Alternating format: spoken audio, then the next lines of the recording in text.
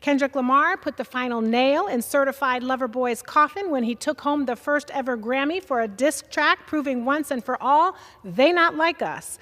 Kendrick took home 5 Grammys in 25. That's not a minor feat.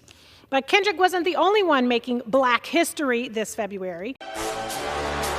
Go Birds! Came from the Big Apple with our pizza to the Big Easy for the big game. We're grateful. We love it in New Orleans. And what's the name of your restaurant in Brooklyn? Feeney Pizza in Brooklyn.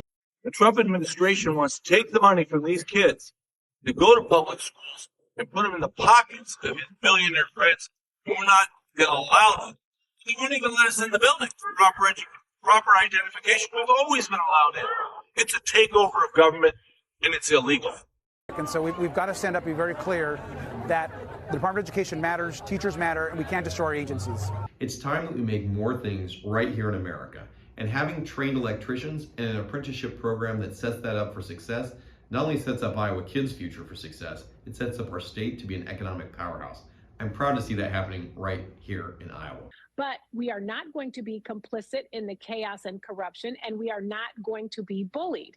Last I checked, Americans said they wanted the cost of living to be easier for them. They want the price of eggs to fall, not planes falling out of the sky, because we've gotten rid of the Federal Aviation Commission. Our office also heard directly from Colorado Rural Health Organization about how this federal funding freeze would have life or death effects on Coloradans. When we're in towns like Cortez or Hugo or Julesburg, when we hear all the time about how our rural hospitals, clinics, and community health centers are already strained by workforce shortages, by rising costs, these medical providers are on the front lines of dealing with our nation's mental health and opioid crisis. These folks in rural Colorado and in suburbs around every city in Colorado are watching their friends, family, and neighbors struggle with mental health issues that rose up after the pandemic. This funding freeze wouldn't just strip funding from these programs, it would force our critical rural hospitals to lay off staff or turn away patients at a time when they need it most.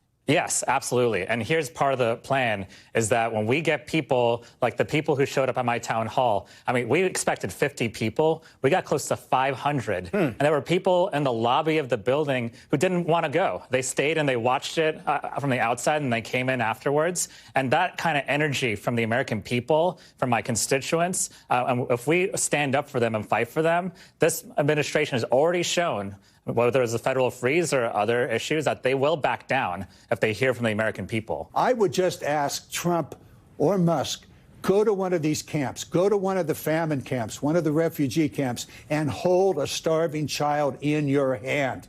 Look at that extended belly. Look at the eyes that are just vacant. We have developed, USAID has developed a nutrient system that can immediately revive that young child. It is a supplement. It's not available now. That child's going to die. So where's the humanity here? It's not waste. It's an essential American program. It is the soft power.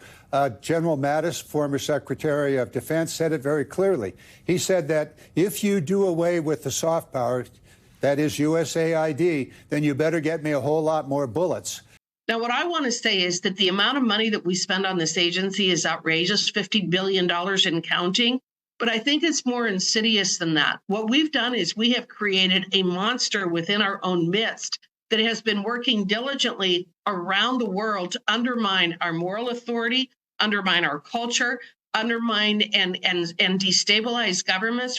And so President Trump came in, reinstated stay in Mexico, is ending abuse of the parole system, restarting border wall construction, and making sure that we secure the U.S.-Mexico border has a real impact in Wisconsin, in particular as it relates to the flow of illicit drugs like fentanyl that have been coming across the border, both through legal ports of entry, but also significantly through illegal entry. The first is the Halt Fentanyl Act. This bill makes fentanyl a Schedule I substance. It closes a dangerous loophole that traffickers are using and exploiting. It makes clear that these highly dangerous substances have to remain strictly controlled. It also enforces stronger penalties for trackers. We still have an opioid epidemic in this country, and fentanyl is making it worse. This bill is a step in protecting our communities, saving lives, and that's a battle that we're going to continue to fight each and every day. We did have an opportunity this week to pass some important legislation, including the Halt Fentanyl Act. Every year, the leading cause of death among individuals 18 to 49 in our country is fentanyl.